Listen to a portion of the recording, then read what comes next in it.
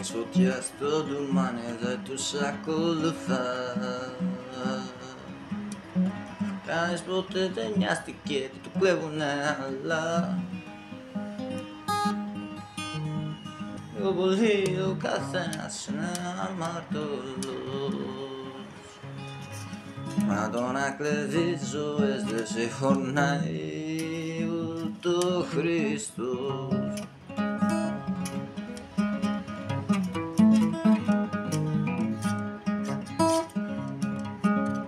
166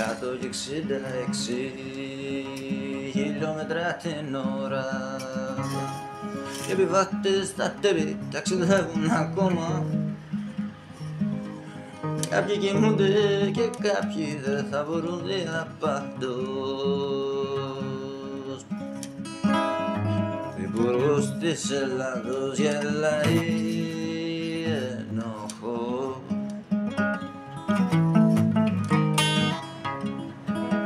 Η κυρία Τσαπαρίδου πέρα από την καρέκλα της δεν σταθμάρει ούτε σταθμό, ούτε της έχει δει. Να πες μου πώς θα ξέρει τι έργο να υλοποιηθεί. Πες μου πότε το ποντίκι μες στη φάκα του θα μπει. Μηχανικοί σταθμάρχες το ξέραν, το είχαν δει. Το δάχτυλο θα δείξει ποιος θα χτυπήσει το σφυρί. Κάποιοι εξαγοράστηκαν, κάποιοι ρίξαν να πάνε φυλακή. Πώς και πώς όλα να μπουν στο θα γελάσουν, θα ξεχαστεί.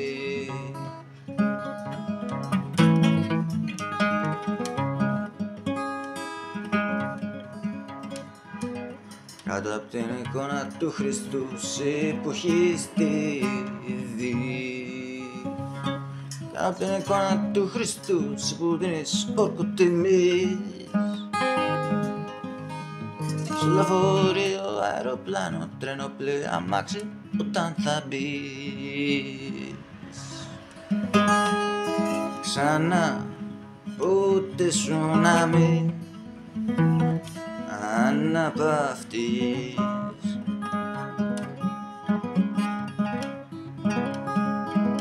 Η ζωή μπορεί να παγώσει στα δυο, σε μια στιγμή να κοπεί. Μα άνθρωποι είναι ο λάθος, είναι μόνο σιωπή. Αν δεν ακούν όσα βλέπεις στη τηλεόραση, χρεωμένη του λαού την στάση.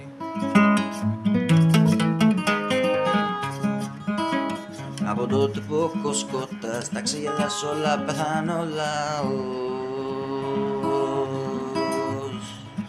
Έτσι όπως πάει νομίζεις ότι τώρα θα είναι αλλιώς. Της τη μάνα σου να κρυφτείς, τη ασυλία να επικαλεστείς. Του μεγάλου αδελφού σου όταν γυρίσει ο τροχός.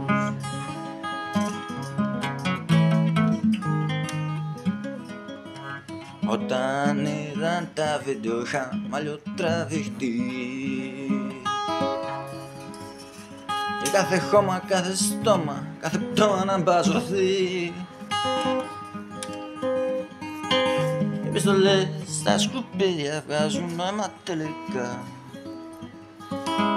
Τραν από πίσω εισβάλλουν πολιτικά συμφέροντα.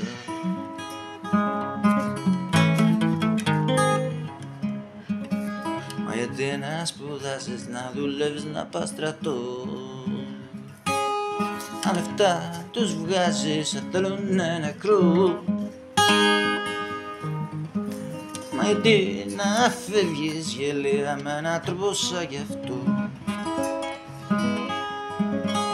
Ποιος την ψήφο του βάζει στο όνομα του παιδί νεκρό.